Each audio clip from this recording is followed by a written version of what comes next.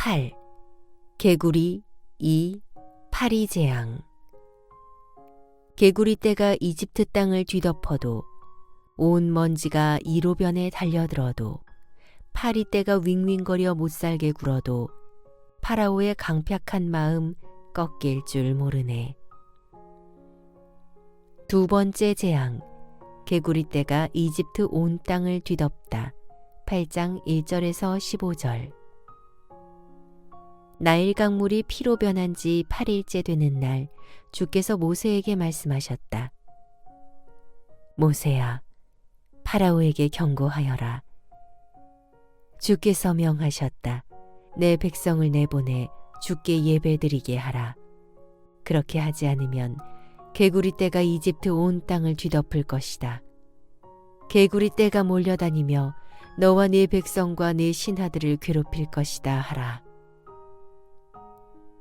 두 번째 재앙은 개구리 재앙이었다. 아론이 지팡이 든 손을 뻗치자 난데없이 물마다 개구리가 떼지어 올라와 이집트 온 땅을 뒤덮었다. 개굴개굴 개굴개굴. 사방이 온통 개구리 천지였다. 개구리는 늪이나 물 가까이에 서식하는 것이 습성인데 이때의 개구리는 집 안으로 폴짝폴짝 뛰어들어왔다. 거실과 식탁은 물론이고 침실 안까지 들어와 득실거렸다.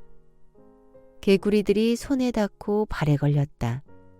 개구리들도 문제였지만 밤낮 쉬지 않고 개골개골 울어대는 소리에 정신이 혼미할 지경이었다. 예부터 이집트인들은 개구리가 산업과 가정을 풍요롭게 해주는 길한 동물로 믿었다. 강이 범람한 직후에 많은 개구리가 비옥한 토지 위로 꾸역꾸역 기어 올라왔기 때문에 농토의 비옥함이 개구리들과 관련된다고 짐작한 것이다. 그래서 이집트 사람들은 머리가 개구리 형상인 헤크트라는 우상을 섬겼다. 헤크트는 100만이라는 뜻인데 그만큼 개구리를 풍요와 다산을 상징하는 동물로 신성시했다. 그러나 이제는 달라지고 말았다. 이집트 사람들에게 큰 복을 갖다 준다면서 신으로 숭배하던 개구리들이 지금 엄청난 고통을 안겨주고 있었다. 하나님께서 개구리 떼 재앙을 내리신 것은 그들의 우상이 얼마나 부질없고 헛된 것인가를 알려주시기 위함이다. 이집트 마술사들도 눈속임수로 개구리 몇 마리를 어디선가 나오게 하여 폴짝폴짝 뛰게 만들었다. 정말 쓸데없는 짓이었다. 그들이 참된 마술사라면 사람들을 괴롭히는 개구리 떼가 없어지게 하는 마법을 펼쳤어야 마땅하다. 하지만 그들은 안 그래도 온통 득실거리는 개구리 떼에 몇 마리를 더 보탰을 뿐이다. 개골개골 개골개골. 사방에서 득실거리는 개구리 떼와 그것들의 쉼없는 울음소리로 이집트 온 땅에 고통의 부르짖음과 원성이 자자했다. 그러자 파라오가 모세와 아론을 급히 불러 말했다. 너희는 개구리 떼가 물러가도록 너희 신께 빌어라. 그러면 나도 너희 신에게 제사 드릴 수 있도록 이스라엘 백성들을 내보내주겠다. 좋습니다. 더는 고통당하지 않도록 개구리 떼를 강과 물에만 머물도록 여호와께 빌겠습니다. 그럼 제가 언제 여호와께 간구하면 되겠습니까? 개구리 떼를 물러나게 하는 기한을 파라오에게 물은 것은 개구리 떼의 출현이 우연이나 자연현상이 아니라 하나님의 재앙으로 인한 기적적인 현상임을 확실히 보여주기 위함이었다. 내일이다. 내일 너희 신께 빌어 개구리 떼가 전부 물러나게 하여라.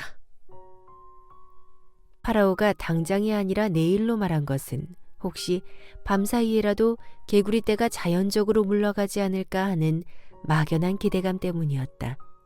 파라오는 끝까지 여호와의 기적을 인정하기 싫었던 것이다. 그러자 모세가 말했다. 알겠습니다. 제가 내일 여호와께 기도하면 개구리 떼는 다시 강과 물로 돌아갈 것입니다.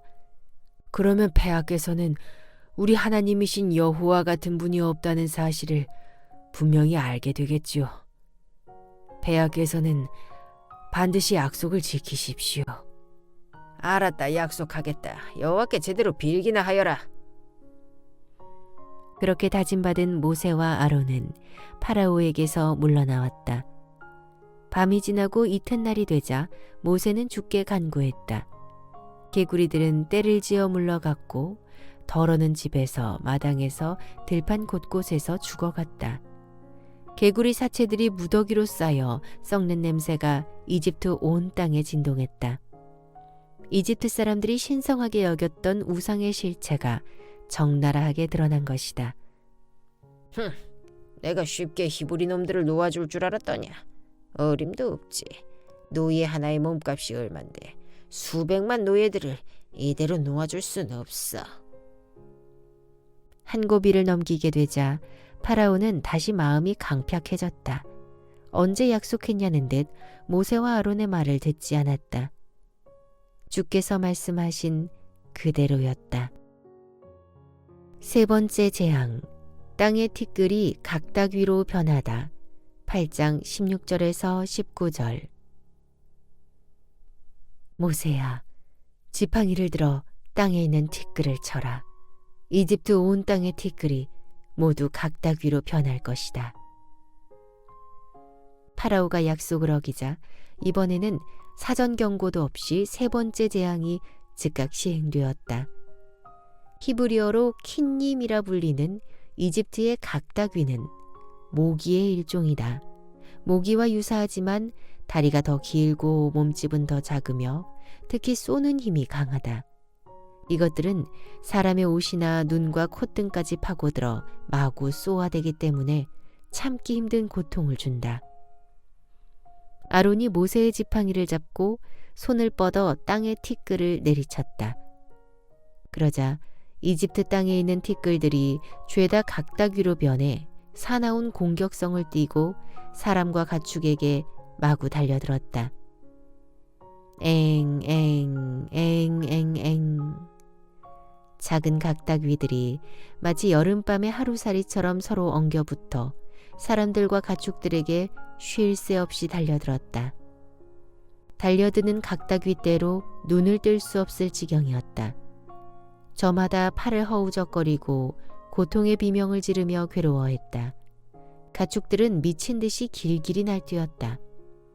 그렇게 날뛰다가 제 풀에 흥분하여 거품을 물고 죽기도 했다. 파라오가 이집트의 마술사들에게 명했다. 너희들도 한번 그렇게 해보아라. 하지만 마술사들은 이번에는 비슷한 흉내조차 내지 못했다. 그러는 사이에 각닭위 떼는 이집트 온 땅을 휩쓸고 다니며 사람들과 가축들에게 미칠 것 같은 고통을 안겨주었다. 그러자 이집트의 마술사들이 잔뜩 주눅든 목소리로 파라오에게 아뢰었다. 폐하, 이런 일은 사람으로서는 할 수 없습니다. 오직 신만이 할 수 있는 일입니다. 아무래도 히브리 민족의 신은... 집어치워라. 지금 너희들까지 헛소리를 해대는 것이냐. 썩 물러가라. 쓸모없는 작자들 같으니라고. 파라오는 궁색하게 말하는 마술사들을 궁에서 쫓아냈다. 그는 여호와의 재앙을 똑똑히 목격하고도 마음이 강팍하여 모세와 아론의 말을 듣지 않았다. 주께서 말씀하신 그대로였다. 네 번째 재앙, 파리떼가 들끓다. 8장 20절에서 32절. 하나님께서 모세에게 말씀하셨다. 모세야, 너는 아침 일찍 강가로 나가서 파라오를 만나 이렇게 전하라. 이스라엘 백성을 내보내지 않으면 이집트 온 땅에 파리 천지가 된다고 말하라. 다만 히브리인들이 사는 고센 땅에는 파리 한 마리도 날아들지 않을 것이다. 그래야 나 여호와가 이 모든 재앙을 주관한다는 것을 파라오가 알 것이다. 파리떼 재앙이 이집트 마을에만 임하고 히브리인들이 사는 고센 땅에는 임하지 않을 것이라는 이 말은 재앙의 출처가 자연적인 것이 아니라 하나님의 손길임을 분명히 보여준다. 모세는 그대로 따랐다. 아침 일찍 나일 강가로 나가 파라오를 만난 뒤 하나님의 말씀을 전했다. 파리떼, 이번에는 무슨 엉터리 조화를 부리려는 수작이냐? 파라오는 콧방귀를 끼며 들은 채도 않고 모세를 물리쳤다. 그러자 하나님이 예고하신 대로 파리떼 재앙이 이집트 온 땅에 임했다. 히브리어로 아로브라 불리는 이 파리는 일반 지파리가 아니라 특별한 종류의 개파리를 가리킨다. 떼지어 몰려다니면서 진드기처럼 가축이나 사람에게 착 달라붙어 쏘듯이 피를 빤다. 또 디프테리아, 안질, 악성 종기 등 각종 질병을 일으키는 아주 고통스러운 곤충이다. 이런 개파리 떼가 파라오의 왕궁은 물론 이집트 사람들의 집으로 무수히 날아들었다. 사람들과 가축들도 심히 괴롭혔지만 옷과 가죽 물건, 가구와 세간과 식료품 등에도 마구 달라붙어 아무짝에도 쓸모없게 만들었다. 이집트 땅은 개파리 떼 때문에 폐허가 되다시피 했다. 참다 못한 파라오가 모세와 아론을 불러들여 항복했다. 좋다, 좋다. 허락하겠다. 너희는 함께 모여 너희 신 여호와에게 예배를 드려도 된다. 다만 너희는 이 땅 안에서 너희 신께 희생제사를 드리도록 하라. 폐하, 그렇게 할 수 없습니다. 우리가 이집트 사람들이 보는 앞에서 짐승을 잡아 희생 제사를 드린다면 그들은 격분하여 우리를 돌로 칠 것입니다. 당시 이집트 사람들은 각종 짐승을 우상으로 만들어 놓고 숭배 대상으로 삼았다. 악어의 머리 형상을 지닌 소보크, 따오기 형상을 지닌 토트, 매의 형상을 지닌 호루스, 제칼의 형상을 지닌 아누비스, 순양의 머리 형상을 지닌 아문, 그리고 힘과 생명을 주는 신으로 이집트 사람들이 가장 숭배하던 황소 형상의 아피스 등이다. 이집트 사람들이 볼 때 자신들의 땅에서 종살이하는 히브리 민족이 그처럼 신성한 소나 염소나 양을 죽여 그 고기로 희생제사를 드린다면 걷잡을 수 없는 폭력 사태가 발생할 수도 있었다. 모세는 그 점을 파라오에게 지적한 것이다. 폐하, 그러므로 우리는 여호와께서 명하신 대로 이집트 국경에서 사흘길쯤 떨어진 광야로 나가서 희생제사를 드려야 합니다. 그래. 그렇다면 좋다. 너희를 보내주겠다.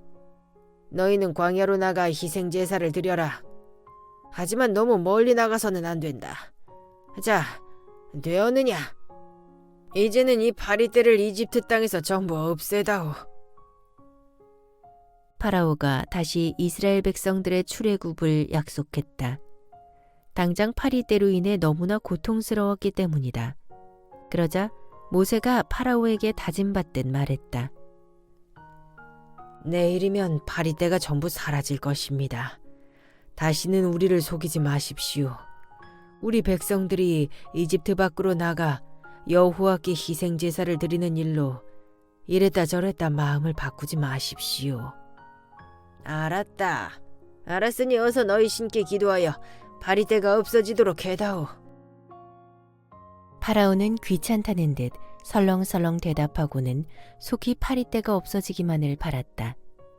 왕궁을 떠난 모세가 기도하자 파리떼가 갑자기 어디론가 사라져서 한 마리도 찾아볼 수 없게 되었다. 휴, 이제야 살겠다. 파리떼가 감쪽같이 사라졌군. 이집트 온 땅에서 파리떼가 사라지자 파라오는 다시 마음이 완고해졌다. 그래서 약속을 깨뜨리고 이스라엘 백성들을 보내려 하지 않았다.